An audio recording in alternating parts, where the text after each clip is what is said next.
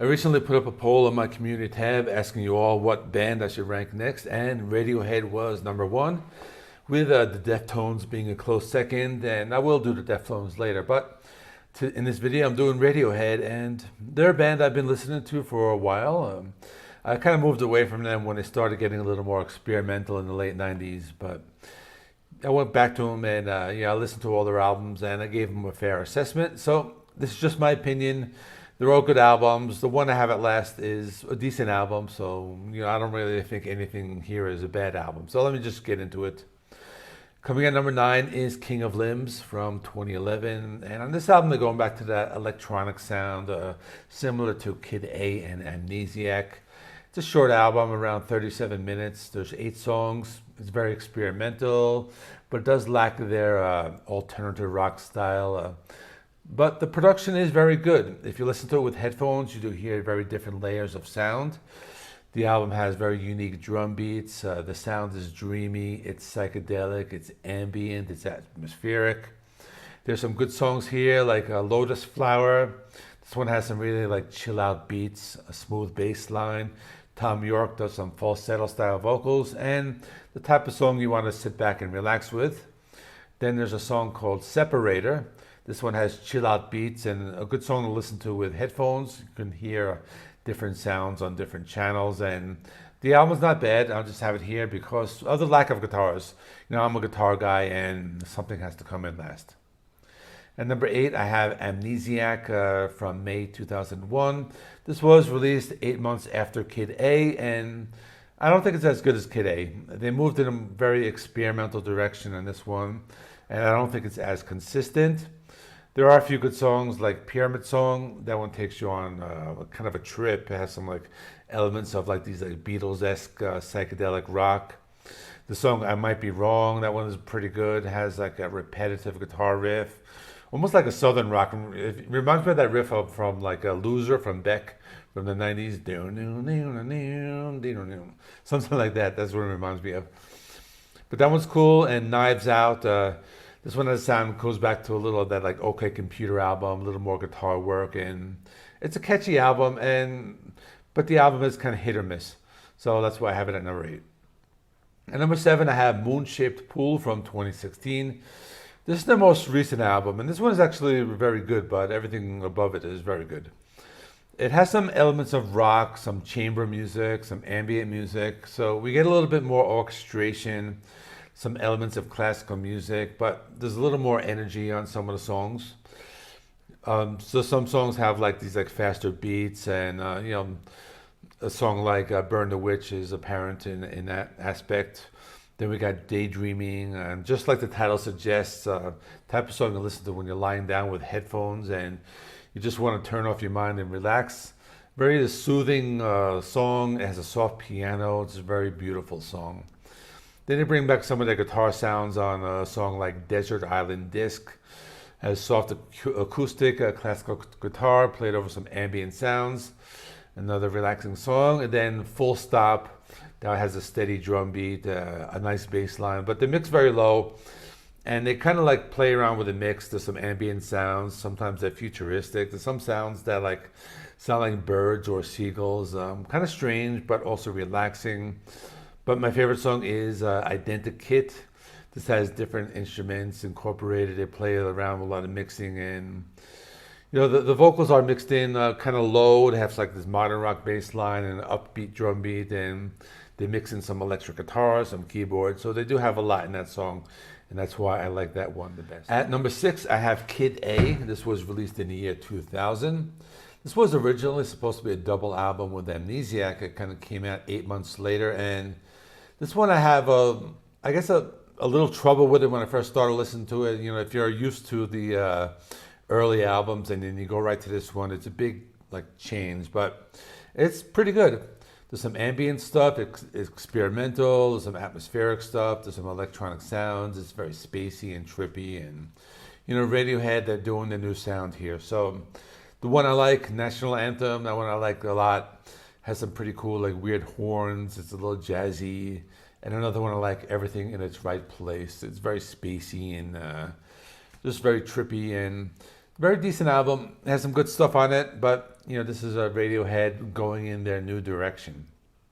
At number 5, Hail to the Thief from 2003. I think this one is very underrated. They started moving away from that electronics, and they brought back a little of that like rock music back in. They have some more guitars in this album, and I've watched other rankings, and I've seen other people like put this like lower, but I always thought it was pretty good. It kind of mixes in all the elements. Some good songs like 2 plus 2 equals 5. That one has a sound a little more going towards like the earlier stuff like the Bends or OK Computer, and a little bit more rock guitar in it. But it is kind of very like a dreamy type of song. My favorite song on the album, There. This one I like a lot. It's really cool, like tribal drum beat with a sound almost like post-punk bands or The Cure or modern rock.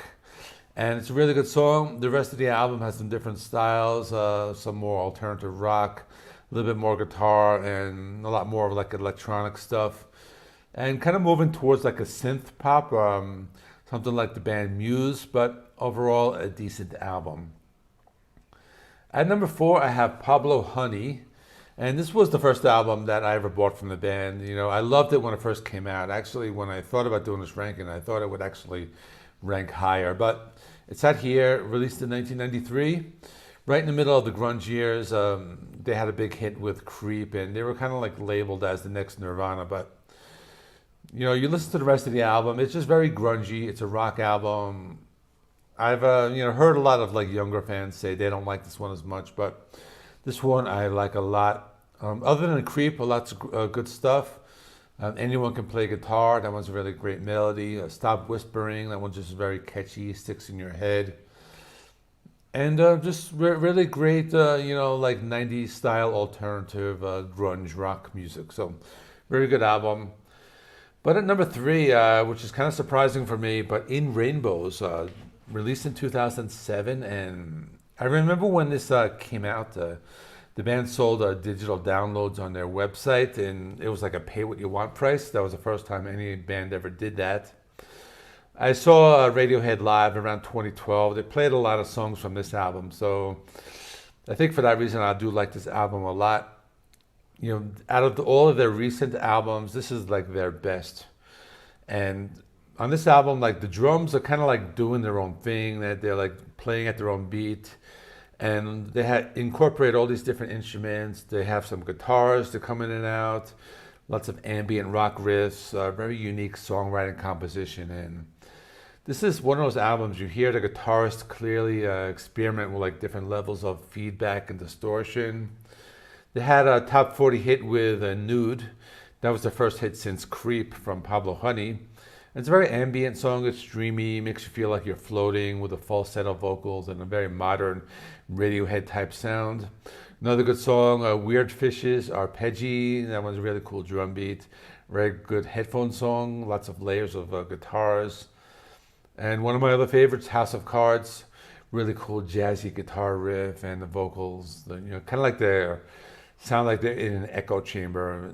I really like the production value of this song, and this is just a really great album. Like this is like their greatest album of the post 2000 periods.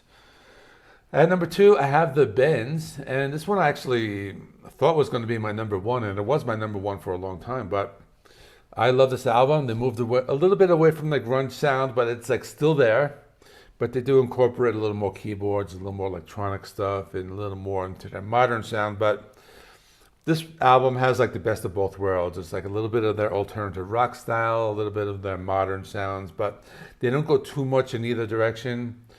Lots of great songs here. My Iron Lung, I really love that one. They get a little experimental on that one. There's High and Dry, really great songs, very catchy, sticks in your head.